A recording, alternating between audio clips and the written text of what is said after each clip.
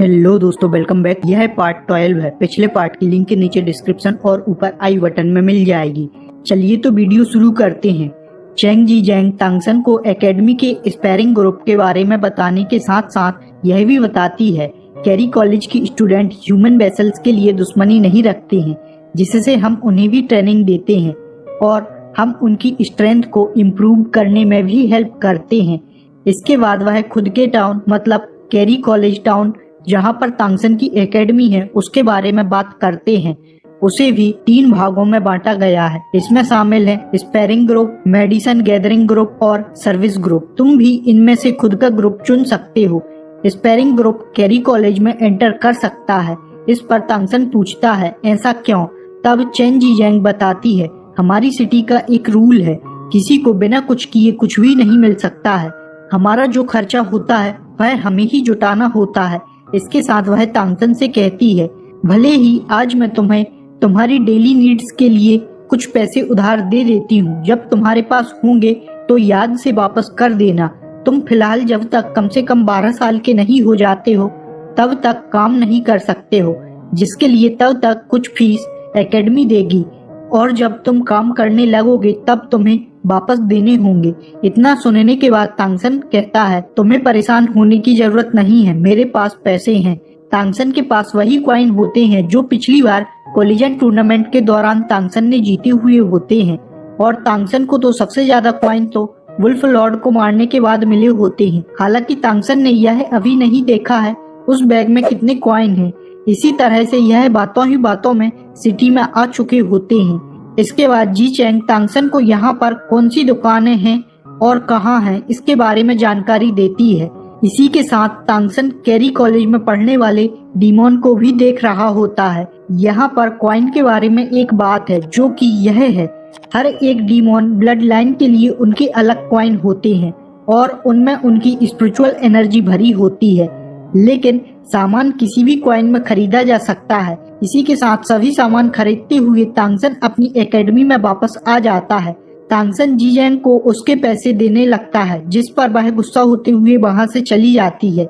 जी Chang के इस reaction पर तांगसन को समझ नहीं आ रहा होता है वह हंसे या फिर रोए।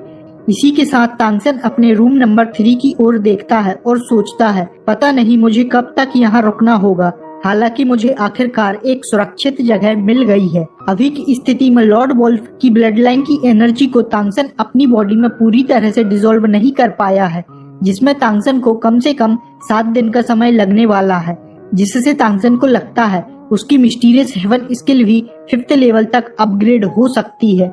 यहाँ पर हमें एक और जरूरी बात का पता चलता है। अभी की स्थिति में तांगसन जितना भी पावरफुल होता जाएगा उसकी पिछली जिंदगी की बातें उसे अधिक से अधिक याद आती जाएंगी। इसी समय तांगसन के दरवाजे पर फिर से किसी की आवाज आती है। यह रीडिंग वाइट होता है। इनकी नजरें फिर से मिलती हैं। इस पर डुबाई कहता है मुझे उम्मीद नहीं थी कि तुम्हारी मेंटल पावर इतनी अच्छी होगी। तांगसन ना चाहते हुए भी पूछता है सीनियर आपकी आंखें तो ठीक है ना? मैंने जी चैंग से सुना है आपको आराम करने की जरूरत है। इस पर डुबाई बताने लगता है मुझे लगा था उस समय मैं अंधा हो जाऊंगा, लेकिन अब ठीक हूँ। चलो डिनर के लिए चलते हैं। मेयर भी वहाँ पर आए हुए हैं। साथ में चलते हुए डुबाई तांगसन से उसकी पर्पल आई के बारे में पूछने लगता है, तो इस पर तांगसन उसे बताता है यह उसकी नेचुरल एबिलिटी है और हो सकता है उसका विंड वुल्फ कुछ बदल गया है। इस पर डुबाई खुश होते हुए कहता है जब मैं 4th टियर पर पहुँचूंगा जब तुम्हें रीड करने की कोशिश करूंगा। इसी तरह से यह आगे बढ़ते रहते हैं, लेकिन इस बार तांगसन के सामने जो डिनर में होता है वह कुछ अलग ही था। तांगसन को कभी भी इसकी उम्मीद नहीं थी कि इस दुनिया में भी तांगसन को इस तरह का खाना मिल सकता है। तांगसन के आने के साथ मेयर भी सभी को बताता है तांगसन अब हम में से एक है और मैंने खुद ही तांगसन को अपने डिसाइपल के रूप में चुना हुआ है। जैसे ही सभी ने सुना मेयर ने खुद ही तांगसन को डिसाइपल के रूप में चुना हुआ है, सभी हैरान हो जाते हैं। इसमें सबसे ज्यादा तो मास्टर सीरू हैरान होते हैं। इसी के साथ मेयर ने खड़े होते हुए तांगसन की प्लेट में खाना रख देता है और तभी मास्टर कहते हैं चलो शुरू करते हैं। बस कहने की ही देर होती है कि सभी एकदम से उस पर टूट पड़ते हैं। यह सब इतनी स्पीड से हुआ होता है कि प्लेट में रखा हुआ फ्लाइंग रैट जैसे कि तुरंत ही हवा में गायब हो जाता है। इस पर तांगसन को भी समझ आ जाता है आखिर क्यों मेयर ने तांगसन की प्लेट पर अलग से खाना रख दिया होता है। इसी के साथ तांगसन को आवाज सुनाई देती है, जल्दी खाओ, तुम काफी धीमे हो। इनका खाना हो जाता है। इसके बाद कोई भी कुछ नहीं बोलता है और बिना बातचीत किए अपने घर की ओर आ जाते हैं। इसी बीच तांगसन को फिर से मेयर मिल जाता है। मेयर भी तांगसन से बातें करने लगता है और यह फिर से आने वाले समय की चर्चा करने के लिए बैठ जाते हैं। साथ ही तांगसन से बताता है, तुम्हारी ऑफिशियल ट्रेनिंग कल से स्टार्ट हो जाएगी। इसी के साथ कुछ ही समय में तांगसन अपने रूम में वापस आ जाता है और आने के तुरंत बाद तांगसन उस बैग को देखता है जो वुल्फ लॉर्ड को मारने से मिली हुई होती है। यह छोटा येलो बैग होता है, लेकिन तांगसन ने इसे खोलने के लिए जैसे ही हाथ आगे बढ़ाया होता है उसी के साथ तांगसन का दिल जोर से धड़कने लगता है। यह एक स्टोरेज बैग होता है, लेकिन उतना बड़ा स्टोरेज बैग नहीं होता है जितना बैग दिख रहा होता है। इसकी स्टोरेज कहीं ज्यादा बड़ी होती है। इसके अंदर पूरा ही एक ट्रेजर भरा हुआ होता है। इसी के साथ तांगसन उसे अपनी मेंटल स्ट्रेंथ के साथ एक्सप्लोर करने लगता है। बैग में अंदर फीका सियान कलर दिखाई दे रहा होता है जिसने तांगसन को अंदर जाने से रोक दिया होता है। इसके बाद तांगसन भी उसकी सियान लाइट के सहारे आगे बढ़ता है। इसमें तांगसन को सब कुछ मिल जाता है, सभी प्रकार के कॉइन, कीमती बिंड स्प्रिट स्टोन। इस छोटे से बैग में सैकड़ों की संख्या में बिंड वुल्फ कॉइन होते हैं। इन्हीं कॉइन में टियानियो कॉइन भी होते हैं जो पूरे 100 कॉइन के बराबर का एक होता है। साथ ही में इन कॉइन में तांगसन को 3 लिंग राइनो कॉइन भी मिल जाते हैं। सब कुछ देखने के बाद तांगसन की आंखों में चमक आ जाती है। तांगसन मन ही मन सोचकर खुश हो रहा होता है, वह तो अमीर हो गया है। विंड वुल्फ लॉर्ड को मारने के बाद तांगसन ने जितना सोचा होता है तांगसन को उससे भी बढ़कर फायदा मिले होते हैं। इसके बाद तांगसन मेई गोंगजी को याद करते हुए अपनी कल्टीवेशन करने के लिए बैठ जाता है। तांगसन की विंड वुल्फ ब्लड लाइन काफी हद तक बदल चुकी होती है, जिसके कारण तांगसन पहले से ही काफी ज्यादा पावरफुल होता है।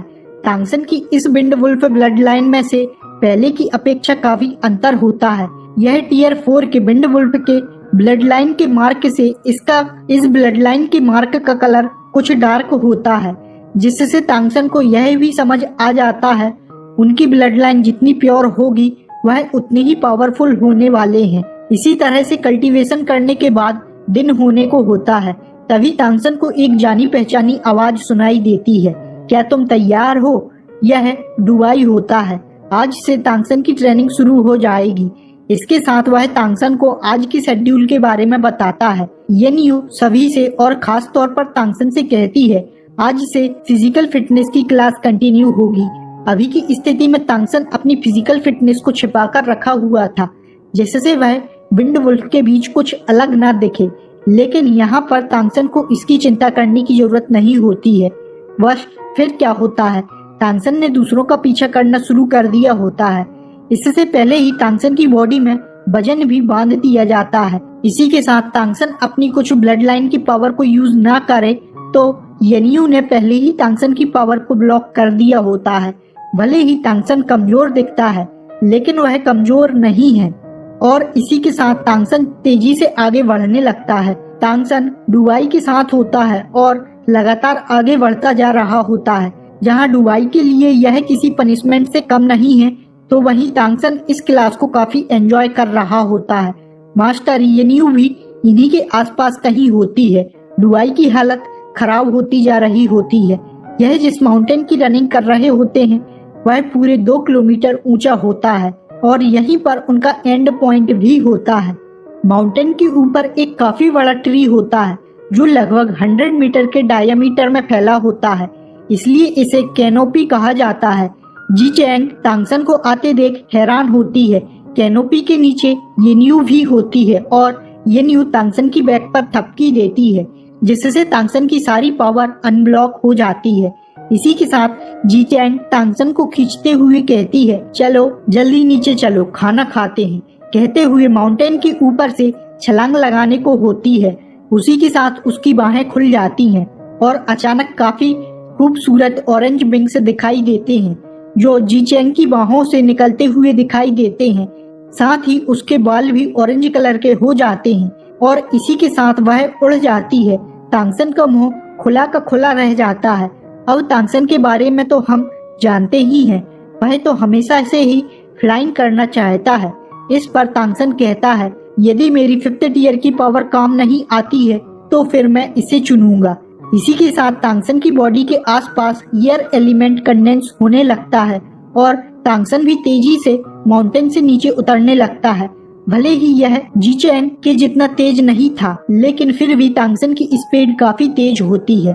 वहीं येनयू भी तांगसन को देखकर हैरान थी क्योंकि सभी लोग थक चुके थे, जबकि तांगसन में अभी भी काफी पावर होती है। और एनकिंग के लिए सबसे बड़ी हैरानी वाली बात होती है, तांगसन को अपनी पावर का यूज करने के लिए ट्रांसफॉर्म होने की जरूरत भी नहीं होती है, जिससे एनकिंग भी यह सोचता है तांगसन में कुछ न कुछ बात तो है, नहीं तो इतनी कम उम्र में इस एकेडमी में नहीं आ पाता। तांगसन लंच के लिए काफी तेज दौड़ा होता है, लेकिन इतनी मेहनत करने के बाद तांगसन की बॉडी में भयानक पेन हो रहा होता है।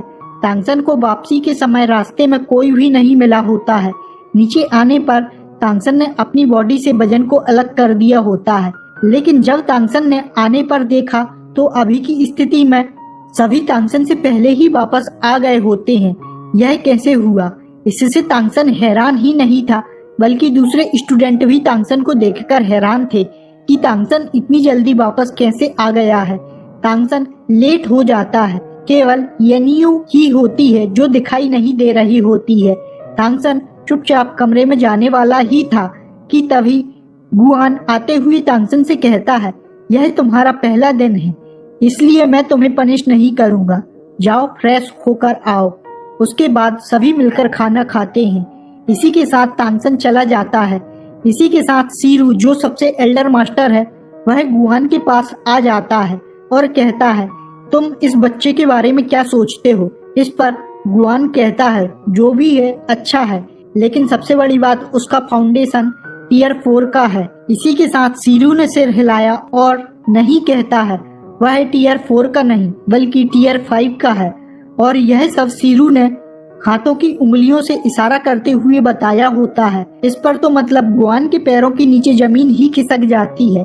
इसी के साथ सीरू कहता है, यह 5 टियर तक ही सीमित नहीं है, बल्कि इसके पास और भी कुछ सीक्रेट है, नहीं तो मेयर इसे अपना डिसाइपल नहीं बनाता। इसी के साथ कहता है, चलो देखते हैं लंच के बाद कॉम्बैट क्लास में क्या किया जा सकता है। हालांकि अभी हमें उसे एक्सपोज करने की जरूरत नहीं है। यदि आपको यह वीडियो पसंद आई हो तो लाइक, शेयर और सब्सक्राइब करके हमें सपोर्ट कर सकते हो। इसी के साथ यह वीडियो यहाँ खत्म होता है। हम मिलते हैं नेक्स्ट वीडियो में। Thanks for watching.